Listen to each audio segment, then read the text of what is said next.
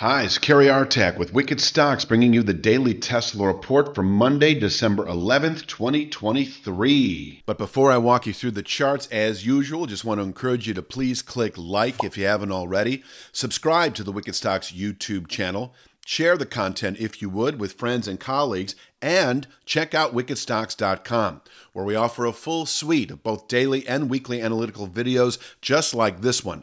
Daily analysis in the SPY and the Triple Q, that is the S&P 500 and NASDAQ 100 ETFs. Weekly analysis in the S&P 500 Index, the NASDAQ 100 Index, the Long Bond ETF, the TLT, as well as 2 individual stock picks a week that you never see on YouTube. That is 8 a month that cater to the 3 to 5 week swing trader out to the 3 to 5 month near-term investor. We're always looking for at least 20% moves on those stock picks, and you can check out all of this for no cost for 5 days. We offer a 5-day free trial up front with a wickedstocks.com subscription. So sign up for wickedstocks.com, check it all out. If you don't like what you see within 5 days, you can cancel your subscription at no cost to you whatsoever. On with the charts. Let's take a look at the big picture once again. I can walk you through, well, I don't know if it's necessary anymore. We'll just jump right to what I see now. Just you can make note of this band of channel resistance, 257.36 to 264.37. It has, I can say that, been an objective now for the last 4 weeks or so following the settlement above this trend-defining descending one-third speed line that actually came into existence once the late October low was placed. It's based on the July high against the October low. If you were to draw a vertical line off that low right here, would be your 33.3% pullback point.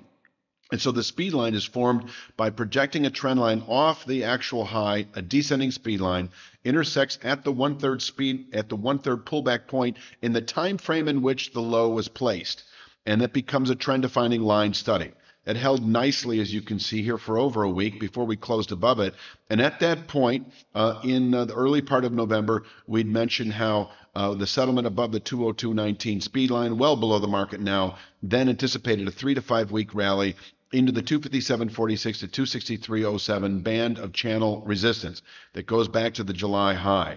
And it is an area that is expected now over the next 1 to 2 weeks still holding above the 236.62 channel bottom, which has been performing well all of last week, actually the preceding week as well. For 3 consecutive days we tested it. It's held nicely, holding above 236.62, expecting this 257.46 to 263.07 band of channel resistance as a 1 to 2 week target. Upside today, I've got 249.26. Nothing more than a trend line off these highs, able to contain session strength. If we close today above 249.26, we should this week, within 3 to 5 days or less, push into this targeted 257.46 to 263.07 region where we can actually top out through January and possibly into later Q1.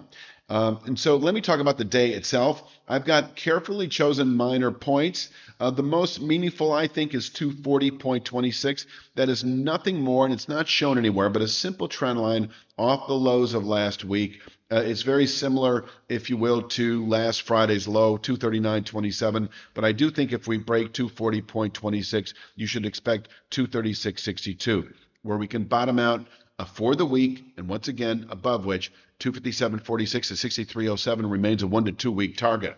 Upside today, 249.26 in reach and able to contain session strength. From here, we just might fall back to 236.62 within a couple of days, but be careful going short here because I'm still anticipating the 57.46 to 63.07 region. And if we once again close today above 249.26, we're 3 to 5 days away where 3 to 5 week swing traders can take profits on that long position.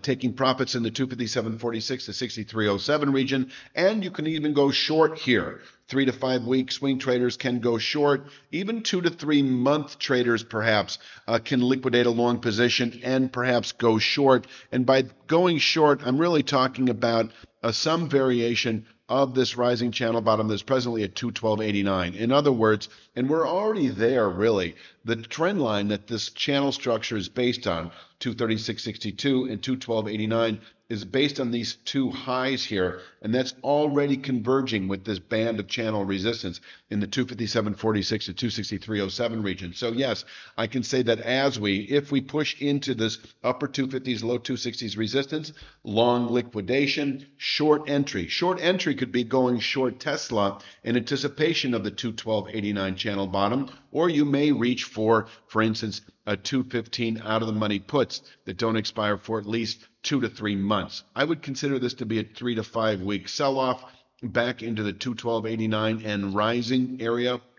Now, you get questions once in a while I see on YouTube. Why don't you suggest at the money puts on this particular situation? Why not buy 255 puts or 250 out of the money puts? You can. They're more expensive. I don't have a problem with that. But in terms of exponential expansion, it is the out of the money options, especially with a high volatility move, that expand at a faster or a more exponential pace than your at the monies typically. Now, there are exceptions to that, of course.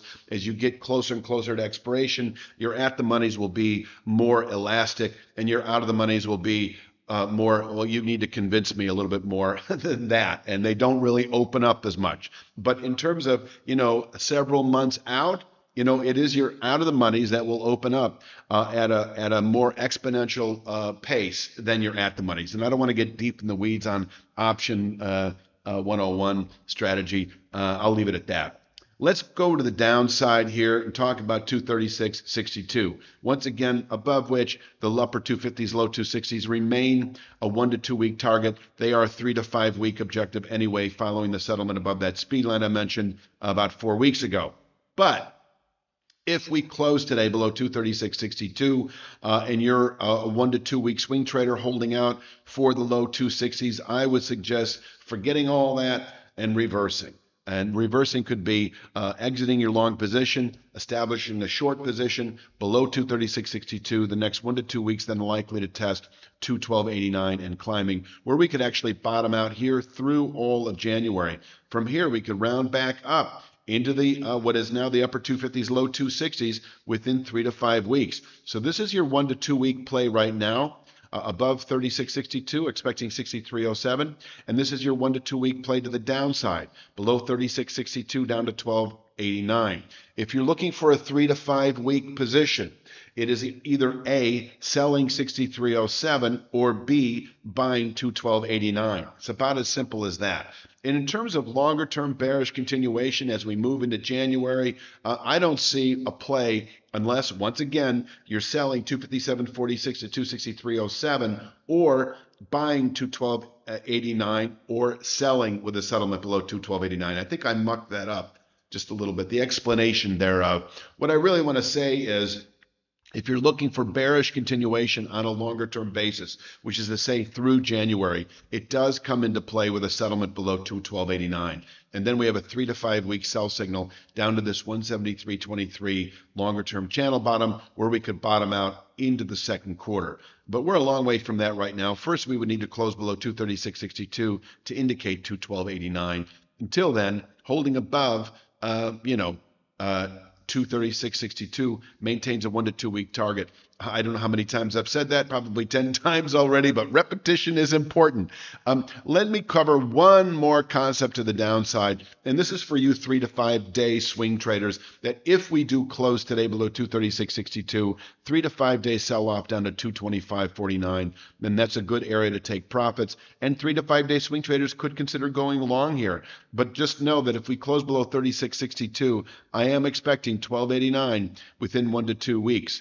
And that's that. I'm going to leave it at that for Monday's Tesla. Please click like, share, subscribe. Check out wickedstocks.com. We've got some really great stuff on a daily basis, weekly basis, loads of video analysis for you to see in the Triple Q and the SPY, S&P 500, NASDAQ 100, the TLT, 2 individual stock picks every week.